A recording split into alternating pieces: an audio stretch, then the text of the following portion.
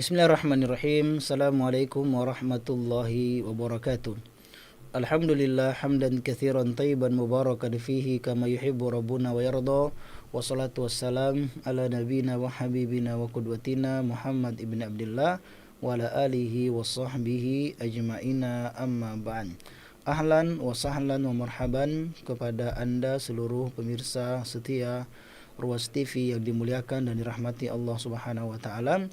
Merupakan kegembiraan dan kebahagiaan ketika Allah Subhanahu wa taala sampai detik ini masih memberikan nafas kehidupan sehingga kita masih bisa melewati hari-hari kita bersama dengan keindahan bulan suci Ramadan. Pada hari kelima di bulan Ramadan, pada sesi kajian tadabbur ayat Al-Qur'an, kita akan mentadabburi firman Allah Subhanahu wa taala di dalam surat An-Nisa ayat ke-34 sampai ayat ke-35 yang mengangkat tema pasutri teladan. Bagaimana Allah Subhanahu wa taala mengatur tentang interaksi yang dibangun di antara suami dan istri, bagaimana keduanya bisa menjalankan tugasnya secara baik sehingga kolaborasi yang indah di antara keduanya akan menghasilkan kekuatan yang begitu luar biasa, memberikan kontribusi ya kepada keluarga, kepada agama dan juga umat dan bangsa. Masyaallah muslimin yang sama-sama berbahagia. Allah Subhanahu wa taala berfirman, A'udzubillahi minasyaitonirrajim. Ar-rijalu qawwamuna 'alan nisa. Para laki-laki adalah pemimpin atas kaum perempuan.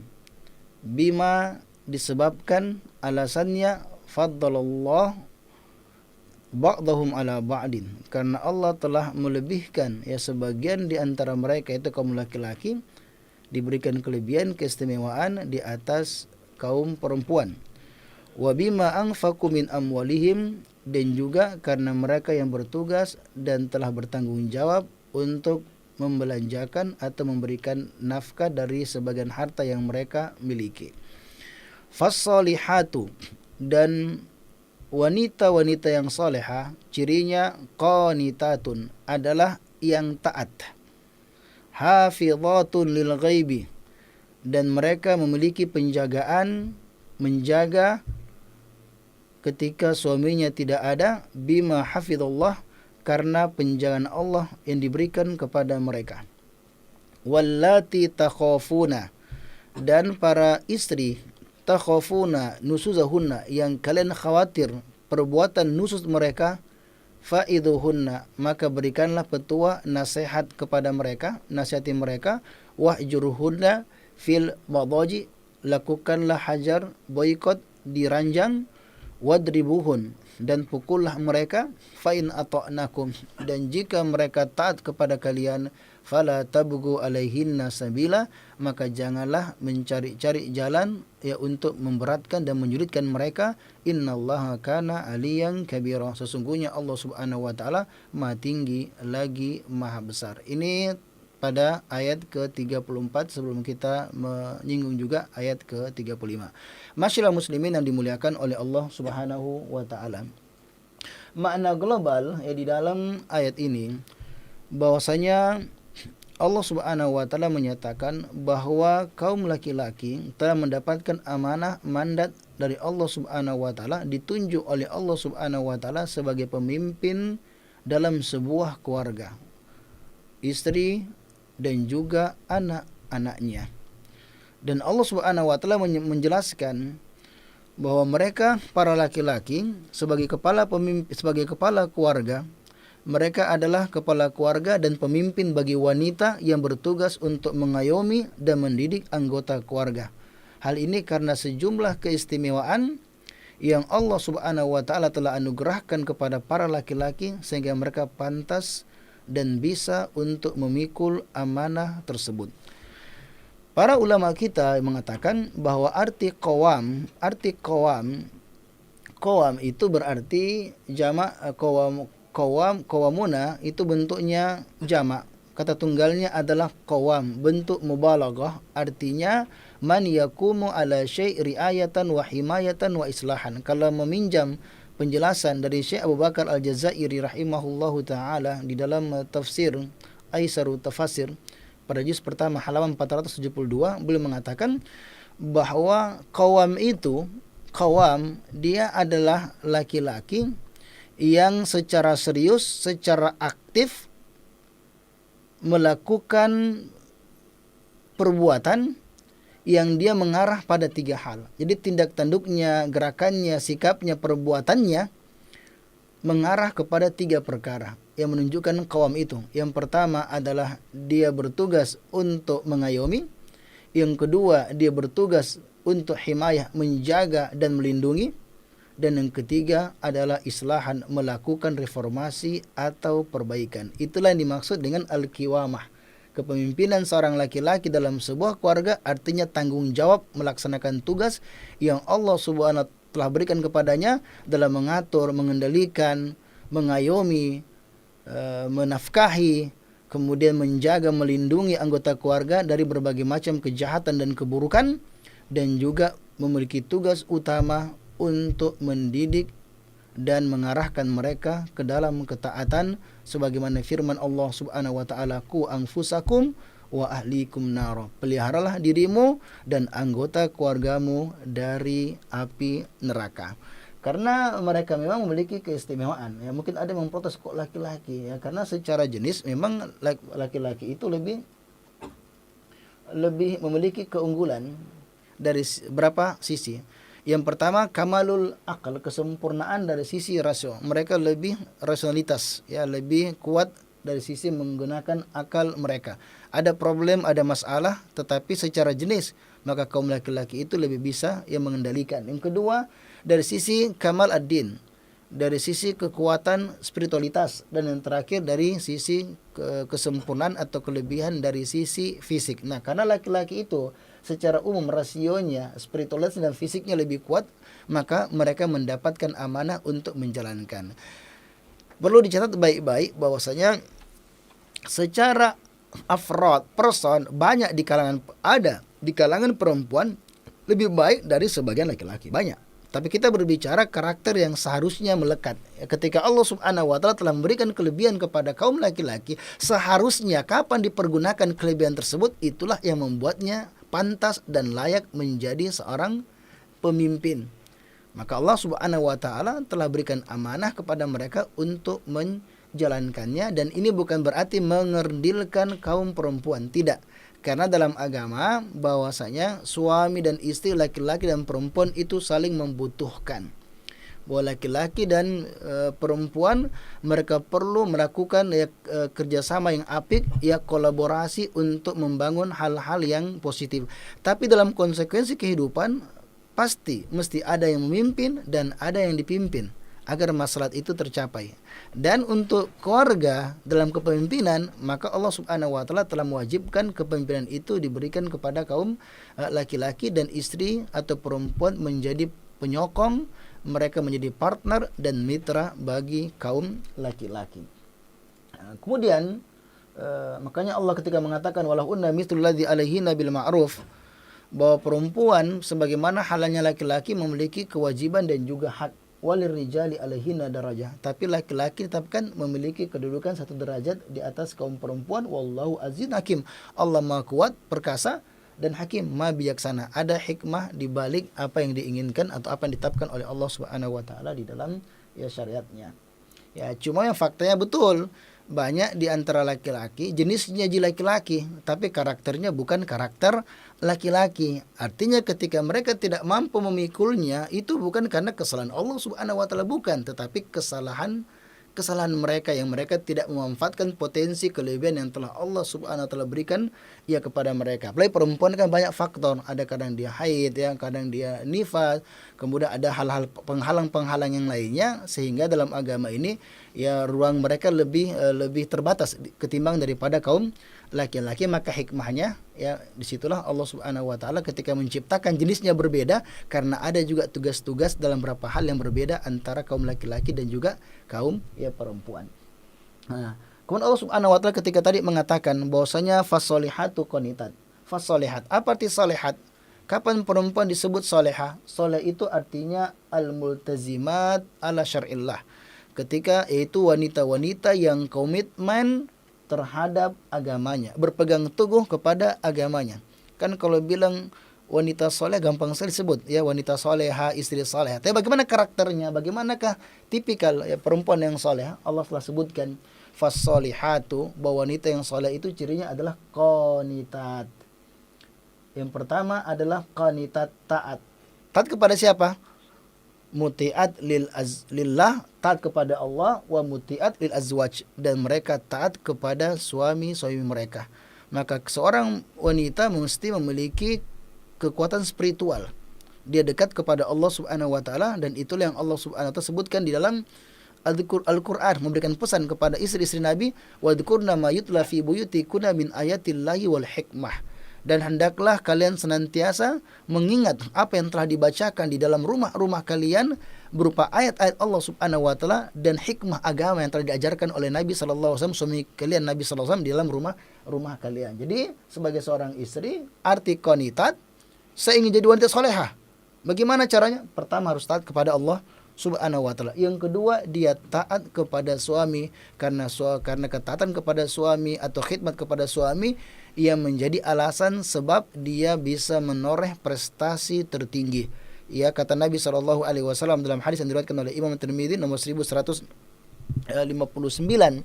bahwasanya ketika seorang wanita itu meninggal dunia, aima mar'atin matat wa zawjuha anha radin dakhalatil jannah. Wanita mana saja yang meninggal dunia sementara dia mampu merengkuh ridho suaminya, maka dipastikan dia akan masuk ke dalam surga Allah Subhanahu wa taala. Ketika Nabi mengatakan jannatuk wa naruk, apakah engkau sudah bersuami? Ia mengatakan iya. Tolong perhatikan hak suami. Jannah, karena suamimu itu adalah jannatuk wa naruk. Disitulah letak surga dan nerakamu.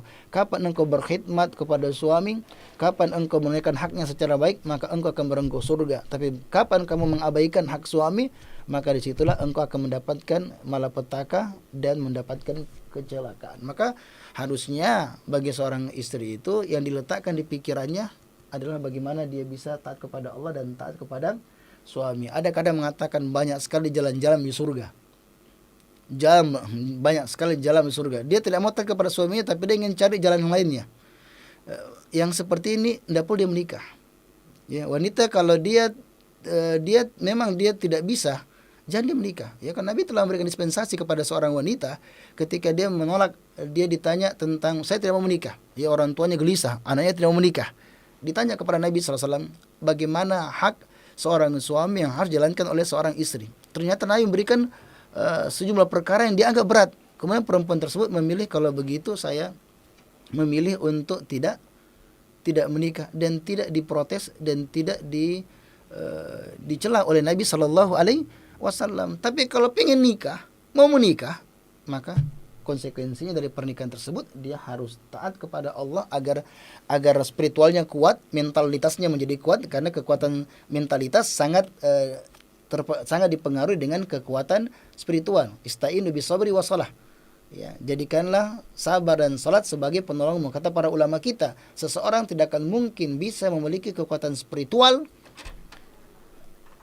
Seorang wanita tidak akan mungkin bisa memiliki kesabaran yang tangguh sampai dia memiliki sesuatu yang dengannya dia bisa bersabar, yaitu keimanan kepada Allah Subhanahu wa taala. Kalau tidak, ya kayak sebagian perempuan kerjanya marah terus, ya, stres, ya, menangis dan lain sebagainya.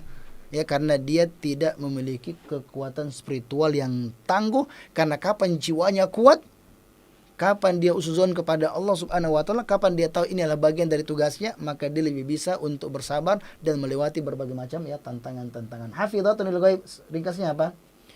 Dan Al-Qur'an katakan ciri wanita soleha adalah yang taat kepada Allah, qanitat, taat kepada Allah, taat kepada suami, dan juga hafizatun lil ghaib. Mereka adalah para wanita yang melakukan penjagaan ketika suaminya tidak ada. Dari sisi apa? Yang pertama, menjaga kehormatannya. Ahsanat farjaha. Perempuan yang baik itu diantara cirinya adalah mereka mampu menjaga kehormatannya. Ketika suami tidak ada, dia mampu untuk menjaga kehormatannya. Maka para wanita harus jaga kehormatan. Ya, sebagian perempuan ketika suaminya tidak ada, maka dia mencari kekasih bayangan. Ketika suaminya tidak ada, kemudian dia berinteraksi dengan laki-laki yang tidak halal pada keperluan yang tidak dibutuhkan, atau bahkan sampai berzina dengan laki-laki yang lainnya demi memenuhi hasrat kebutuhan dan syahwatnya, wal iyadzubillah. Jadi dia menjaga kehormatannya, kemudian juga menjaga rahasia suami, karena menjaga rahasia suami adalah amanah dan menyebarkannya adalah pengkhianatan. Dan banyak keluarga yang hancur disebabkan mulut istri yang tidak bisa dikendalikan. Ya, menyebarkan dari rahasia keluarga yang dengannya membuat wibawa atau nama baik suami sendiri jatuh di hadapan orang lain. Apalagi kita tahu yang namanya rumah tangga itu perubahannya begitu dinamis. Lebih cepat daripada partai politik ya. Lebih cepat itu. Terkadang pagi baik, siang, sore terjadi begitu banyak perubahan. Maka apapun yang terjadi, pada dasarnya seorang wanita perlu menjaga rahasia, karena seorang suami merasa dia memiliki istri yang di situ tempat untuk dia berbagi kisah dan cerita untuk menghilangkan bebannya atau mengurangi bebannya. Maka banyak perkara yang suami itu menceritakan, menyampaikan kepada istrinya. Maka tugas istri, dia mesti menjaga rahasia suaminya, dan terakhir menjaga hartanya, menjaga harta. Itulah ciri wanita yang soleha, yang dia menjadi doa yang biasa dibaca oleh para salaf kita terdahulu. Allahumma rzuqni zaujatan tasurni idza nadartu wa tuti'uni idza amartu wa tahfaduni idza ghibtu. Ya Allah, berikanlah, anugerahkanlah kepadaku seorang istri yang menyenangkanku ketika aku pandang. Ini istri enak dipandang karena penampilannya menarik, karena akhlaknya bagus. Ya, biar cantik tapi akhlaknya buruk, ya pas suami lihat mukanya kayak jengkel luar biasa gitu. Jadi digabungkan dua hal. Ya, ketika dipandang menarik, kena menyenangkan, suruh menyenangkan jiwa. Ketika dia lihat adem, ya, karena istrinya penampilannya menarik, ya, terkesan begitu cantik. Kemudian juga karena kepribadian, attitude atau akhlaknya yang mulia, sehingga membuat suami ketika melihat istrinya, maka beliau atau suami menjadi senang. Kemudian dia taat kepadaku jika aku perintahkan, ya, tidak melawan, tidak membangkang. Kalaupun ada perbedaan, maka dia memilih untuk meninggalkan egonya dan mengikuti apa yang diinginkan oleh suaminya. Kalau dia ingin melakukan, ingin menyampaikan pesan, ingin menyampaikan gagasan atau ide, maka dia akan menyampaikan dengan cara-cara yang baik, ya, tidak dengan cara-cara yang merendahkan dan seakan-akan tidak memberikan penghargaan kepada suaminya. Dan yang terakhir adalah wa tahfaduni idza ghibtu. Ketika aku tidak ada, ternyata dia mampu menjaga dirinya. Hartanya dijaga, kehormatannya dijaga, dan juga anak-anak dijaga. Maka inilah yang perlu diperhatikan. Bima hafidhallah, yang mereka tidak akan mungkin bisa menjaga kehormatannya, menjaga rahasia, dan menjaga harta suami, kecuali karena berkat penjagaan Allah subhanahu wa ta'ala. Ihfadillah yahfadka. Nah, ketika istri ingin dijaga oleh Allah subhanahu wa ta'ala, maka dia perlu untuk menjaga aturan-aturan dan ketentuan Allah subhanahu wa ta'ala. Maka dengan taufik Allah dan pertolongannya, sehingga dia bisa menjalankan tugasnya, mewujudkan cita-cita terbesar seorang wanita menjadi wanita yang salehah, yaitu yang taat kepada Allah, taat kepada suami, menjaga kehormatan dirinya, menjaga rahasia suami, dan juga hartanya. Nah, masyaallah muslimin yang dimuliakan oleh Allah subhanahu wa ta'ala, apa sebenarnya esensi kepemimpinan dalam sebuah keluarga? Jangan kita melihat kepemimpinan itu ala raja terdahulu, yang dimana kepemimpinan itu dengan tangan baja, gaya kepemimpinan yang otoriter. Coba kita lihat, Nabi SAW adalah pemimpin umat Islam. Atiullah wa atiur Rasul. Yang kita sebagai umatnya wajib untuk taat kepada Rasulullah secara mutlak. Tidak ada ketaatan bersyarat kepada Nabi SAW. Saya taat kepada Nabi tapi bersyarat. Tidak ada. Kita wajib taat secara penuh mutlak kepada Nabi SAW. Tapi faktanya, apakah Nabi orangnya kasar? Apakah mulutnya kotor? Tidak. Maka nafaishan wala mutafaishan. Nabi tidak pernah melontarkan kata-kata yang buruk, kata-kata yang jelek. Nabi berupaya untuk membeli bahasa yang bagus. Terkadang beliau tegas, tapi tidak keluar dari akhlak. Ya, karena ketegasan itu dibutuhkan dalam banyak hal, dan itulah ciri seorang pemimpin. Maka kalau kita perhatikan esensi kepemimpinan keluarga, ini banyak pekerjaan yang perlu dikerjakan. Tadi kita telah isyaratkan dia mengurus, dia melindungi, dan juga dia melakukan ya perbaikan. Ini perlu kita perhatikan bahwa suami itu kerjanya berat, kerjanya besar, amanahnya, tanggung jawabnya banyak. Dan sebagian orang itu hanya mengkerucutkan tugas suami itu dari sisi beras, dari sisi nafkah saja. Ketika sudah menikah, bagaimanakah laki-laki yang bertanggung jawab? Ternyata dibawa cuma sebagai tulang punggung. Dan banyak laki-laki menghabiskan waktu-waktunya, hari-harinya sebagai kepala keluarga hanya untuk urusan tulang punggung. Ini adalah penyikapan yang keliru. Maka tugas kepala keluarga sebagai leader, pemimpin, ya dia mendidik dan juga menjadi tulang punggung. Ibnu Qudamah rahimahullahu taala dalam kitab Mukhtasar Minhajul Qasidin pada halaman ke-76, dan benda yang sama kalau bahasa Malaysia ya, hal yang sama ya disebutkan juga oleh Imam Al-Ghazali. Sebenarnya ulama dulu kadang dia mengkopas yang sebelumnya.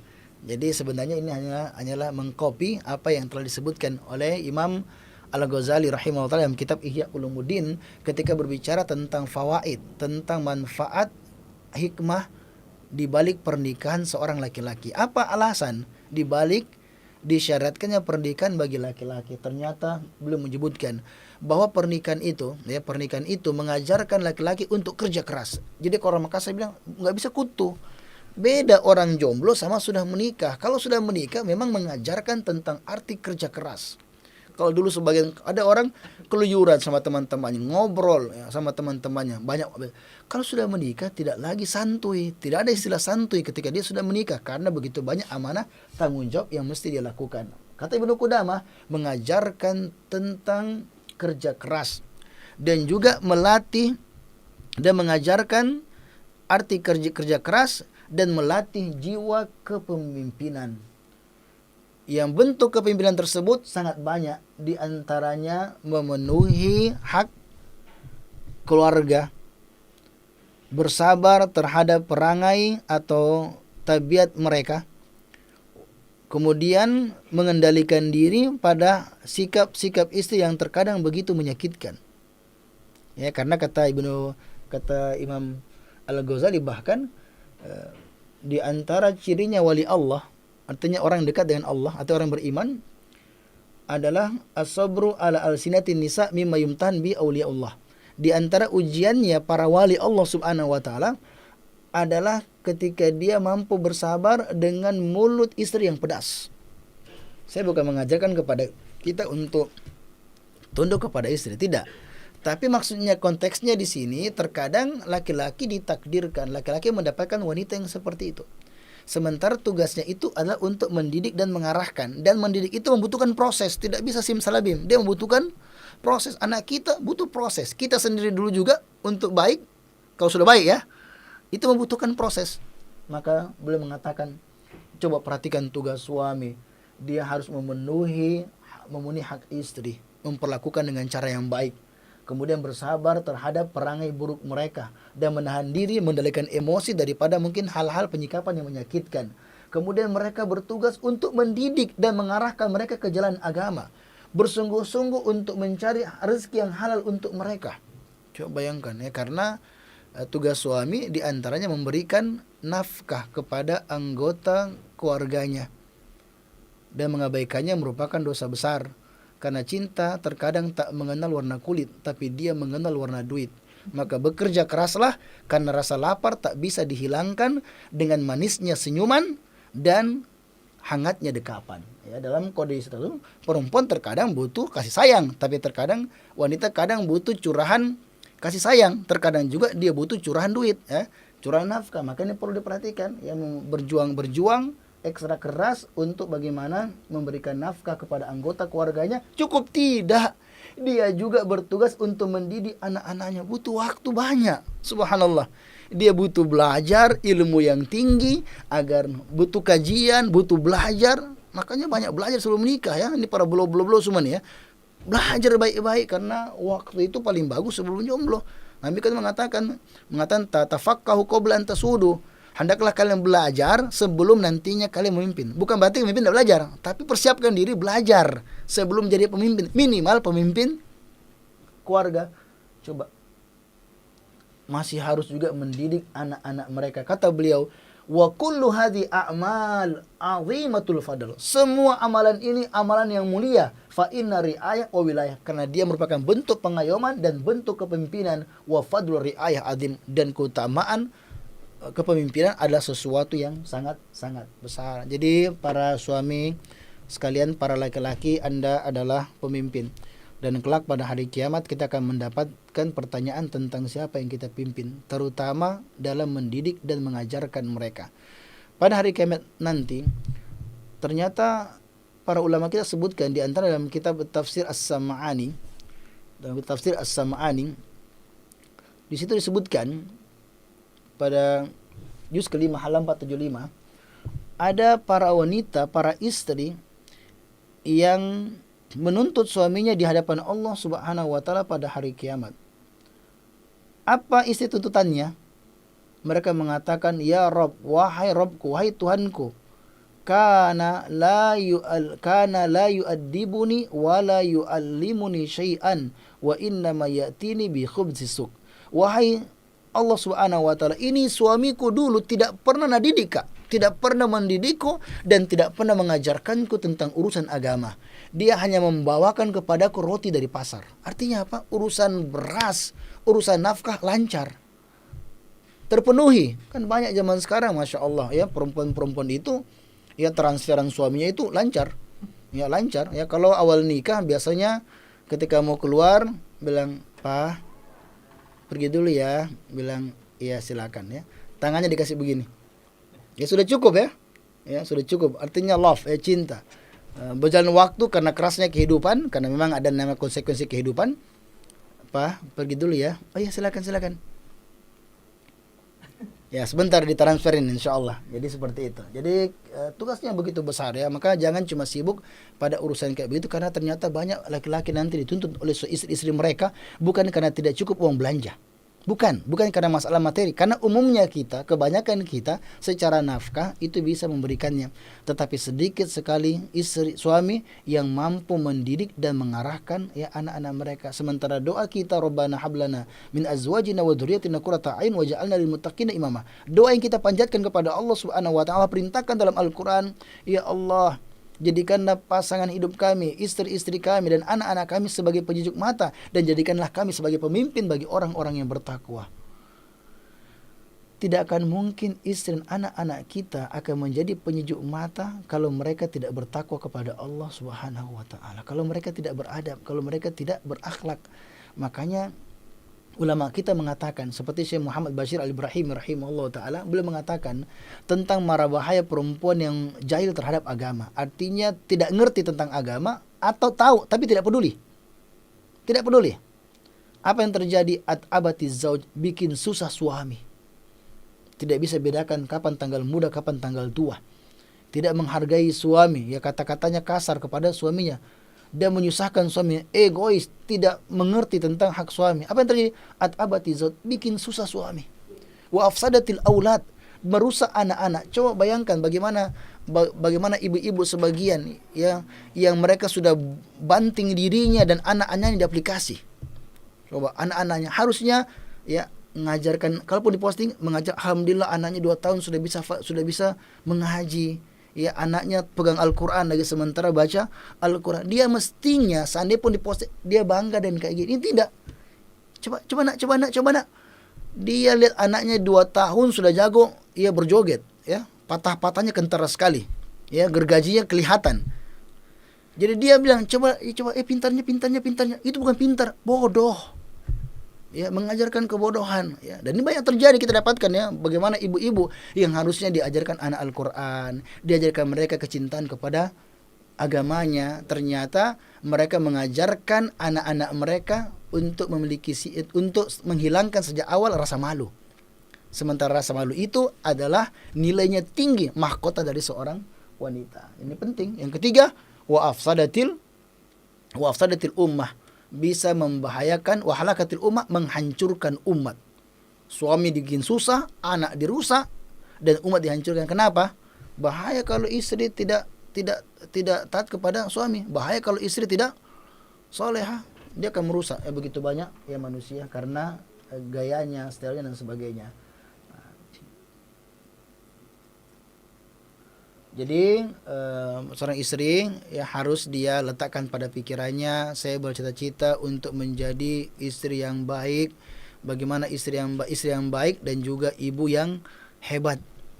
Karena sebanyak apapun aset harta seorang wanita, sebanyak apapun gelar kesarjanaan yang dia miliki, maka di sisi Allah Subhanahu wa taala dia tidak menjadi wanita yang mulia kecuali dia mampu menjadi istri yang solehah dan menjadi ibu yang hebat dalam mencetak generasi Rabbani. Maka istri perlu banyak waktu untuk belajar tentang bagaimana menjadi istri, bagaimana merengkuh cinta suaminya. Istri perlu belajar tentang, perempuan perlu belajar bagaimana mendidik anak-anak yang membutuhkan kesabaran.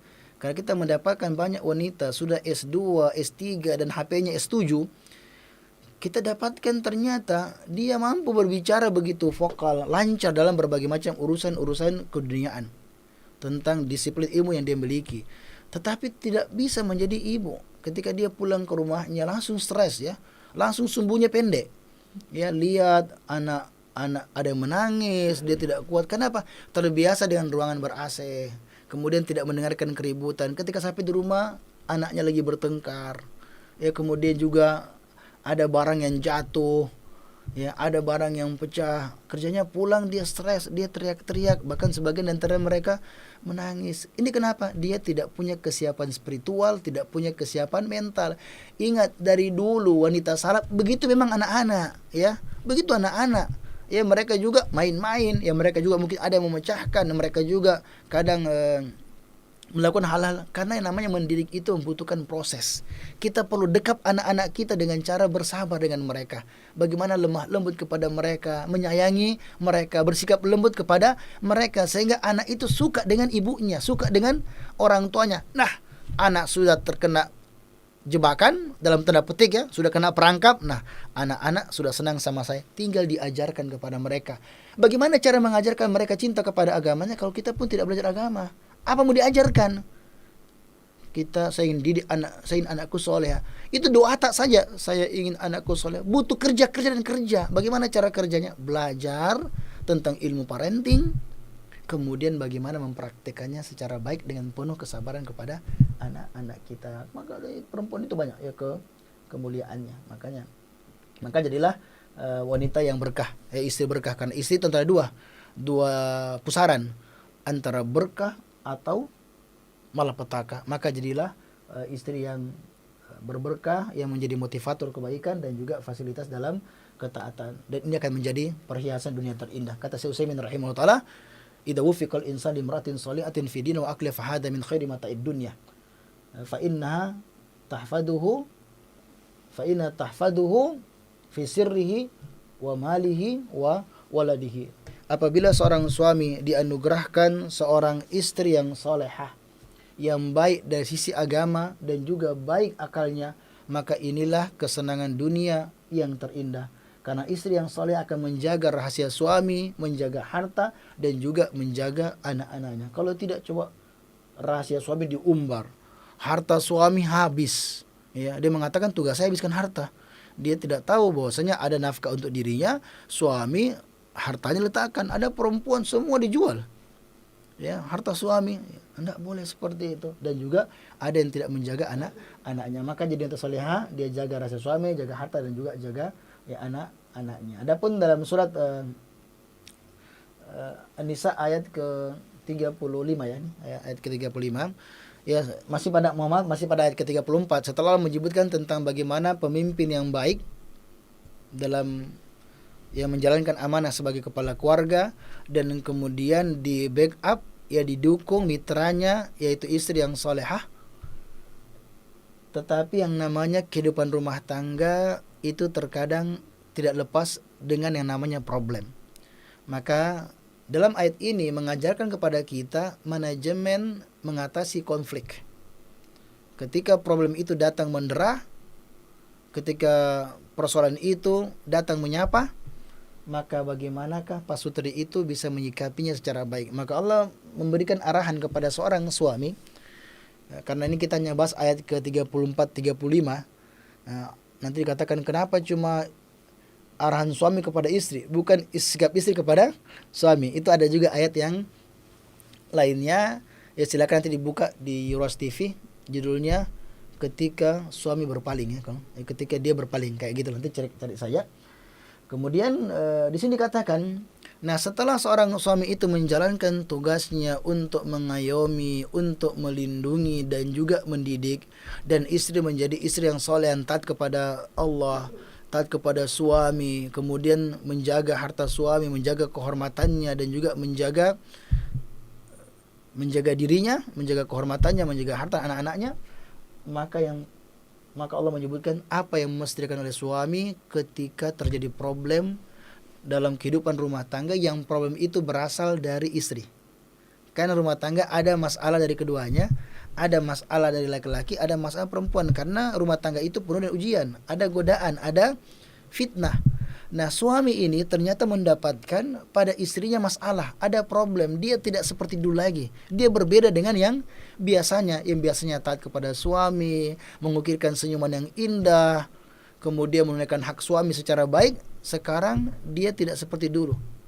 Dia mulai cuek dan mengabaikan daripada hak suami.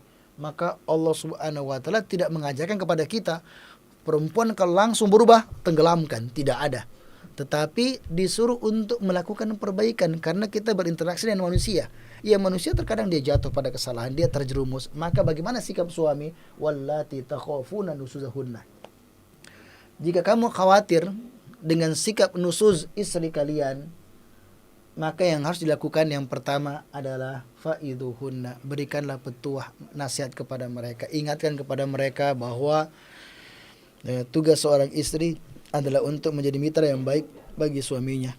Bahwa saya pilih kita karena saya yakin, saya pilih Adinda karena kakanda yakin Adinda adalah wanita yang baik, yang akan bisa menjaga kehormatan kakanda. Ya, kayak gitulah ya kakanda. Dan fitnah godaan itu begitu besar, dan saya yakin anti atau saudari atau Adinda inilah yang bisa menjaga kehormatanku dan membuat saya tersenyum, dan membuatku terasa lebih memiliki dari teman hidup tempat untuk berbagi kisah dan cerita, yang membuat saya merasa beban semakin berkurang.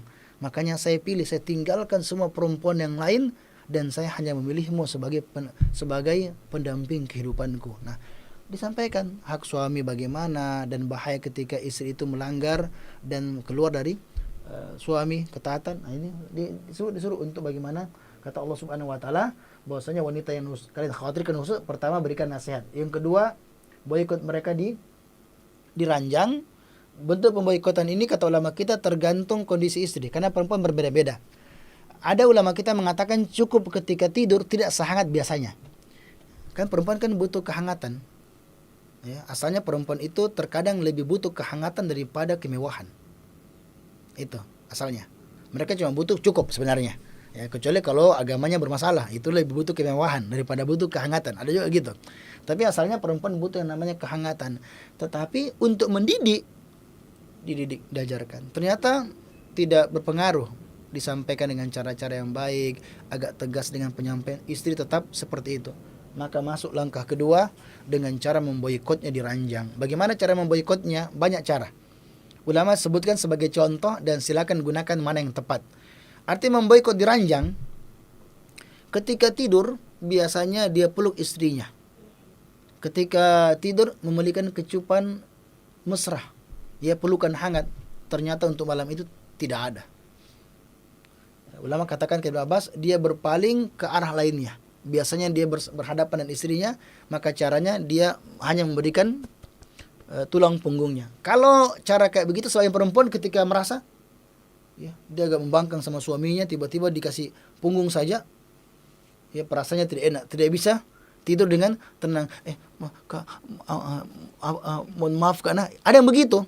Tapi ada perempuan dikasih tulang punggung, ya sudah, ya dia juga bilang ya udah, siapa juga yang mau, kan gitu kan. Ada perempuan seperti itu. Maka para ulama mengatakan ada bahkan kadang dia ketika istri mau, dia tetap menjima istrinya tetapi tanpa kata. Tanpa kata. Dan ada sebagian juga mengatakan, ya kalaupun mau dipilih, silakan istri tidur sendiri dan tidak satu ranjang bersama dengan suaminya. Tetapi tetap wala tahjurhu ila fil bait. Kata Nabi SAW, tidak boleh kamu ketika memboikot melainkan dalam rumah, bukan pergi ke hotel. Ya, pergi ke hotel, kamu mengatakan di mana? Saya lagi di hotel, ya. Ada yang bisa berikan kehangatan. Itu nggak boleh yang seperti itu. Ya, tapi tetap dia didik istrinya karena yang memperbaiki adalah dengan memboikotnya di ranjang dengan cara yang ulama sebutkan beragam itu. Bisa dengan memberikan punggungnya saja, atau dia tidak berbicara dengan istrinya ketika di ranjang, atau mungkin menggauli istrinya ketika dia tidak menggaulinya kecuali istri butuh.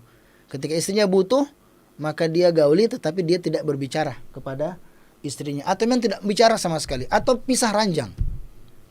Tapi kalau tidak bisa, ada perempuan nggak bisa. Cuma masalah banyak juga perempuan ngambek malah suaminya yang disuruh tidur di luar. Itu gambaran perempuan zaman sekarang. Sebagaimana caranya nih? Kita tegur, nggak dengar. Kemudian kita boykot, dia malah senang. Ya sudah masa tidur kamu di depan televisi saja. Ya, sementara bantai banyak nyamuk kan gitu. Kalau tidak mempan, maka cara ini boleh. Tapi kata ulama kita, kata Nabi, la yadrib khiyaruna. Bahwasanya orang-orang terbaik di antara kami tidak memukul setelah memberikan izin kepada sahabat untuk memukul istrinya. Tapi jangan kita baca ayat ini, baca cara membacanya para preman.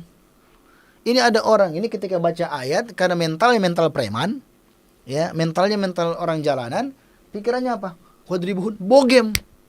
Pokoknya kalau dia tidak dengar ayat mengatakan tidak, bukan itu. Kita membaca konteks ayat ini sesuai dengan maksud Allah Subhanahu wa taala. Artinya boleh kadang dipukul istri kita ketika tidak, maka dia diperbolehkan. Karena itu bisa memberikan didikan. Anak kita kadang kita dipukul, tujuannya apa? Untuk mendidik mereka. Padahal lebih kuat mamanya ketimbang anaknya. Ya terkadang sebagian tempat itu ketika dipukul maka bisa memberikan efek. Tapi ingat, tidak boleh memukul yang bisa menumpahkan darah, yang tidak sampai mematahkan tulang dan tidak memberikan bekas. Maka mereka menggambarkan pokoknya ada pukulan. Yang pukul pasti sakit. Masa pukul tidak sakit ya? Kalau pukul tidak sakit bukan pukulan namanya. Jadi semacam kayu siwak. Ini kan agak lumayan, ya, kecil, dipukulkan kepada. Seperti itu kata para ulama kita. Kalau dia dikasih begitu, ampun mak, ya. Karena ada perempuan yang seperti itu. Dan ini tergantung dengan kondisi dan urf, ya. Di Indonesia agak berubah, ya. Ada perempuan kalau kita tahu kapan dipukul semakin apa? Semakin saya laporkan kau di pengadilan, ya, saya laporkan di polisi, ya, padahal cuma pukul sedikit kan gitu. Maka kata ulama kita dilihat tentang kondisi yang perempuan, kalau bisa dihindarkan maka tidak usah sampai memukul. Kalaupun ada memukul, maka itu sebenarnya dia bagian dari bentuk mendidik yang disesuaikan dengan kondisi dan keadaan. Tapi sebaiknya tidak kita lakukan walaupun secara agama dalam kondisi-kondisi setelah ditempuh berbagai cara ternyata tidak juga jelas, maka digunakan. Maka jangan sampai KDRT. Kalau sudah sampai seperti di atas ring itu lain itu sudah namanya KDRT, kekerasan dalam rumah tangga. Bentuknya adalah penganiayaan, dan kita banyak dapatkan hari ini laki-laki dianiaya oleh suaminya.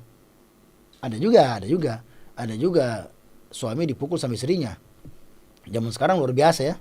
Emansipasi begitu tinggi, kita memang kasus kenapa? Dipukul sama istri, apalagi sudah ada dasar-dasar bela dirinya gitu kan.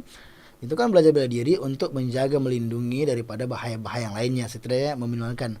Tapi bukan nanti dipraktekkan untuk suami. Ya pokoknya kalau suami saya, ya saya akan praktek, enggak seperti itu. Maka masyaallah muslimin yang Allah Subhanahu wa taala, ini Allah Subhanahu wa taala mengajarkan kepada kita agar rumah tangga ini bisa terjaga, tetap bahtera cinta itu bisa berjalan. Maka Allah memberikan terapi ketika istri kita terfitnah sehingga tidak taat kepada suami adalah dengan cara memberikan kepada mereka pendidikan. Dan nusus ini mungkin sebagai masih bias. Apa itu nusus? Nusus ini sebenarnya isyanul mar'ah li zauj. Ketika istri itu bersikap durhaka kepada suaminya, atau gini, ketidaksukaan istri kepada suami. Ini biasalah, terkadang istri nggak suka sama suaminya, lagi bombe atau bahasa kita apa? Lagi jengkel sama suaminya, lagi tidak senang dengan penyikapan suami. Tetapi dikatakan nusus ketika ketidaksenangannya kepada suami itu diekspresikan dengan bentuk kedurhakaan. Saya tidak mau layani, ya. Saya tidak mau taat. Apa kamu bilang, saya tidak mau dengarkan. Maka sikap durhaka dan pembangkang yang ditampakkan istri di hadapan suaminya. dengan tidak melaksanakan apa yang Allah Subhanahu wa taala telah wajibkan berupa kewajiban istri untuk melayani kebutuhan biologi suami umpamanya atau taat kepada suami, maka inilah yang disebut dengan nusus. Jadi suami jangan sendiri nusus enggak. Nusus itu seperti itu. Ya, ketika istri tidak suka kita, normal.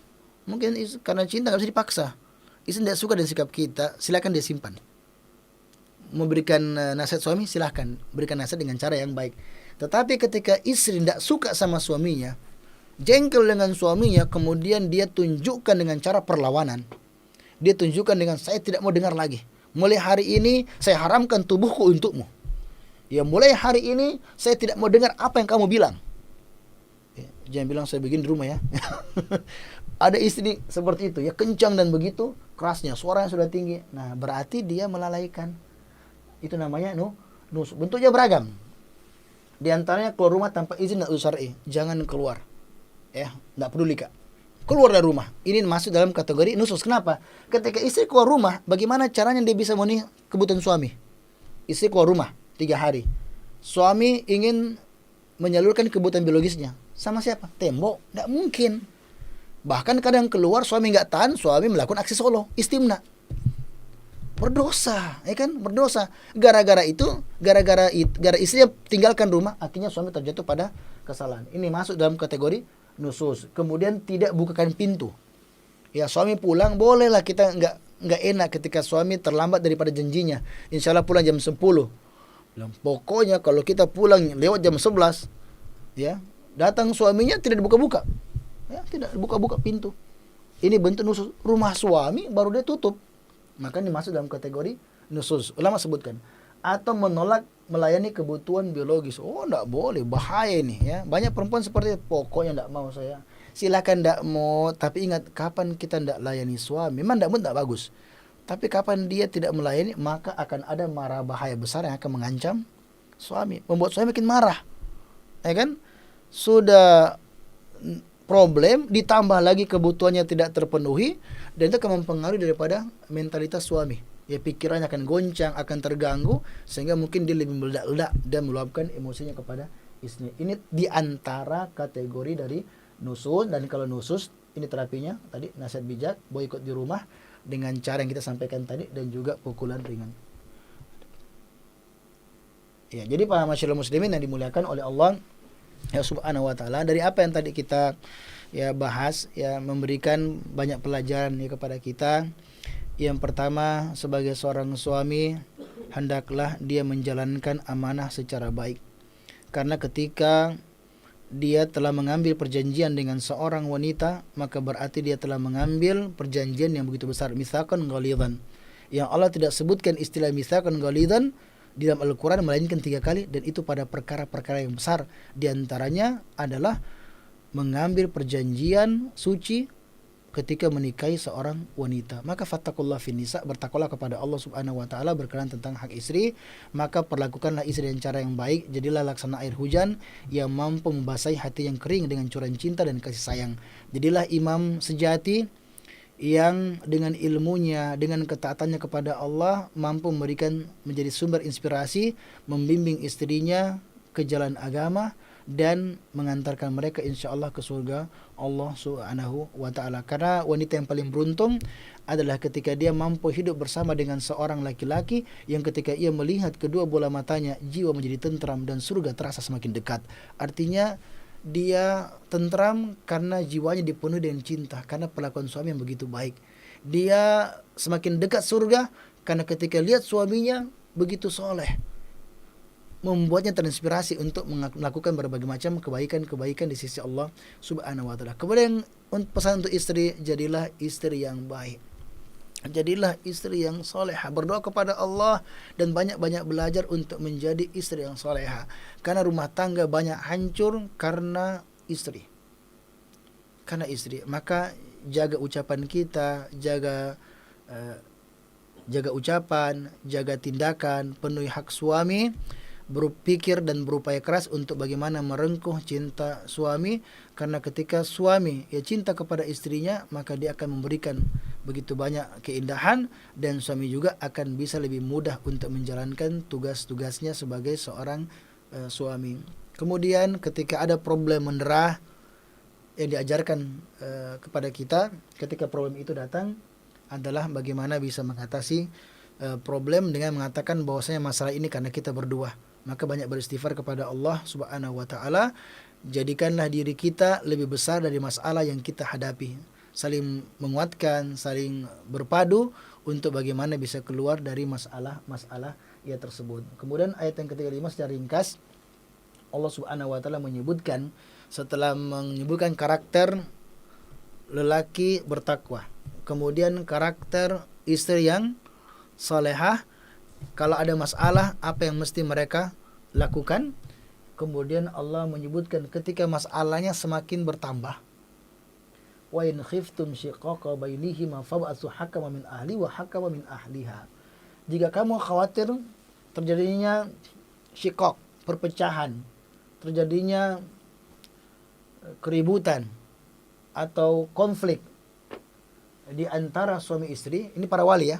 Ketika kalian para wali melihat anak-anak kalian, anaknya, menantunya berada pada mara bahaya yang besar, mereka berada pada konflik, fab'atsu hakaman min ahli wa hakaman min ahliya, maka utuslah seorang hakim, penengah, hakim yang berakal dari pihak laki-laki dan juga dari pihak perempuan, yurida islaha, jika keduanya menginginkan perbaikan, yuwaffiqillah bainahuma, maka niscaya Allah Subhanahu wa taala akan memberikan taufik kepada keduanya. Innallaha kana aliman khabira, sesungguhnya Allah Subhanahu wa taala Maha mengetahui lagi ya, Allah Subhanahu wa taala lagi Maha yang mengetahui. Maksudnya di sini masyaallah muslimin, suami ketika istrinya bermasalah, maka dia berupaya untuk memberikan terapi untuk mengatasi nusuz tersebut. Tetapi terkadang dia sampai pada kondisi tidak bisa.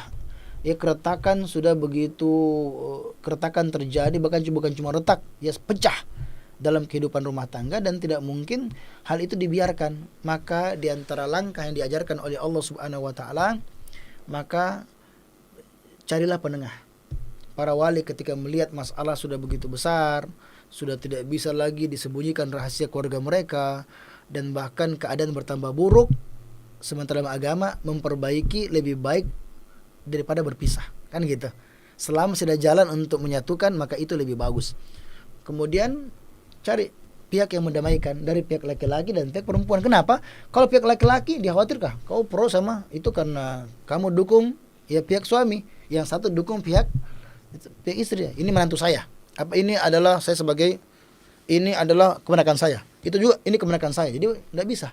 Maka harus sama-sama dari pihak laki-laki dan juga pihak perempuan, laki-laki yang akal, laki-laki yang berakal, laki-laki yang berilmu. Jangan dikirim laki-laki emosian, laki-laki yang paling kuat, bukan itu. Dikirim laki-laki yang memiliki wawasan agama yang cukup baik. Intinya laki-laki mengirimkan utusan dari keluarganya dan juga perempuan mengirimkan utusan dari pihak keluarganya dan melihat meninjau masalah yang terjadi, maka insya Allah akan diberikan taufik oleh Allah Subhanahu wa taala dan mereka melihat untuk ini ada cara untuk mereka berdamai, maka dimediasi. Atau mengatakan nampaknya persoalannya sudah sangat besar dan tidak bisa menemukan titik temu dan tidak mungkin memaksa dua orang tinggal dalam satu atap sementara pada diri mereka terdapat kebencian di antaranya.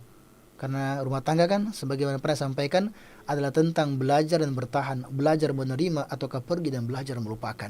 Intinya kalau mau pertahankan dengan cara yang baik, kalau tidak bisa membahagiakan pasangannya, maka silakanlah pergi dan melepaskannya. Itu konsep di dalam agama. Tidak boleh hanya mengatakan pokoknya saya tidak mau, yang penting dia tetap istriku, terserah saya mau bikin apa. Tidak boleh. Karena kalau Anda ingin tetap mempertahankan istrimu, maka caranya adalah pertahankan dengan cara yang baik. Penuhi haknya, wala tumsikuna dirara, dan jangan mempertahankan rumah tanggamu tapi tetap menyakiti. Karena ada sebagian laki kayak gitu. Istrinya minta cerai, enggak mau lagi, enggak mau.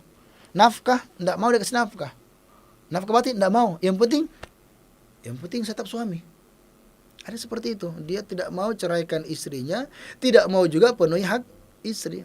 Kalau memang mau rumah tangga dipertahankan, ingin perempuan itu tetap menjadi pendamping hidupmu, maka tunaikan haknya dan hidup bersama. Begitu pula hanya perempuan berusaha untuk memperbaiki dirinya, banyak bertobat kepada Allah Subhanahu wa taala, karena pernikahan itu adalah nikmat, menjadi istri adalah nikmat, di hadapannya ada pintu-pintu surga yang begitu luar biasa. Siapapun suami kita, tapi kapan sudah datang, maka itu yang jadikan sebagai ladang untuk memberikan begitu banyak kebaikan-kebaikan. Maka belajarlah para jamaah sekalian untuk menerima pasangan kita, karena ini menjadi problem utama ketika kita tidak mau belajar menerima pasangan kita. Ada kekurangan-kekurangan yang tidak bisa dihilangkan, maka kita perlu bersabar. Ketemu ternyata cantiknya tidak seperti yang ini, tidak seperti yang diinginkan umpamanya, tapi dia sudah pilih. Pas sudah pilih, kayaknya tidak terlalu mantap ya. Ini kan kekurangan tidak bisa diubah, maka bersabar. Begitu pula sebaliknya. Tetapi kalau ada penyimpangan, maka berupayalah untuk melakukan perbaikan, insyaallah dengan ketaatan kepada Allah Subhanahu wa taala dan perlakuan yang baik kepada pasangan dengan energi spiritual dan energi cinta, dalam arti mencurahkan cinta dan kasih sayang, memenuhi hak, memberikan penghargaan, insyaallah akan mendapatkan dia pertolongan dari Allah Subhanahu wa taala. Ini yang bisa kami sampaikan pada kesempatan yang berbahagia ini. Semoga saja Allah Subhanahu wa taala menjadikan kita sebagai pengantin-pengantin yang harmonis sepanjang masa, pengantin teladan yang mampu melewati ribuan pulau-pulau ujian dan mampu mengarahkan bahtera cinta itu sehingga selamat di pulau impian, yaitu surga Allah Subhanahu wa taala. Ini bisa kami sampaikan pada kesempatan yang berbahagia ini. Kebenaran milik Allah Subhanahu wa taala, kesalahan dari kami pribadi boleh jadi waswas syaitan, mohon diampunkan kepada Allah Subhanahu wa taala. Assalamualaikum warahmatullahi wabarakatuh.